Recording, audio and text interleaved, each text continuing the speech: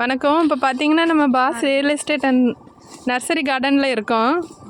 இங்கே நாங்கள் தக்காளி விளைச்சது பயிர் வச்சதெல்லாம் போட்டிருந்தோம், வீடியோ போட்டிருந்தோம். அதிலிருந்து தான் இப்போது தக்காளி பாருங்கள் எப்படி இருக்குன்னு.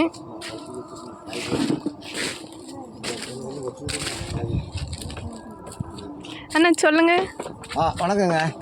இந்த இடம் வந்து தமிழ்நாடு திருநெல்வேலி மாவட்டம் நாங்குநேரி தாலுகா களக்காட்டுக்கு தெற்க ஒரு 3 கிலோமீட்டரில், மாவடிக்கு வடக்க 2 கிலோமீட்டரில் பாஸ் நர்சரி கார்டன் பின்னால் தான் நம்ம நிற்கும்.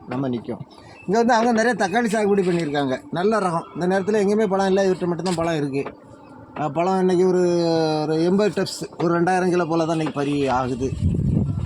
நல்ல ஹைப்ரிட் ஐட்டங்களாக இருக்குது. இங்கே உங்களுக்கு பழமரம் இந்த ஒரு 800 1000 கொய்யா மரம் காய்ச்சிக்கிட்டு இருக்குது. இங்கே உள்ள ஸ்டாஃப் ஒரு 15-20 பேர் இருக்காங்க. அவங்க தான் இந்த வேலையை பார்த்துக்கிட்டு இருக்காங்க. நீங்களும் வாங்க, உங்களுக்கு தேவையான பழமரக்கன்றுகள், செடிகள், பூஞ்செடிகள், கொடிகள் எல்லாமே வாங்கலாம். ஃப்ரெஷ்ஷாக இருக்குது, நல்ல வெரைட்டிஸாக இருக்குது, குறைஞ்ச விலையில் தரலாம். இப்போ சொல்லப்போனால் தமிழ்நாட்டிலே தென்னங்கன்று குறைஞ்ச விலையில் கொடுக்குறது பாஸ் நர்சரி கார்டனில் தான்.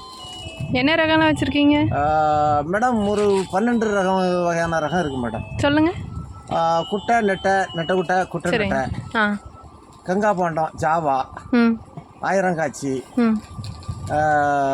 மலேசியன் எல்லோ, மலேசியன் க்ரீனு, சரிங்க, அப்புறம் ஷிவோடி இருக்குது.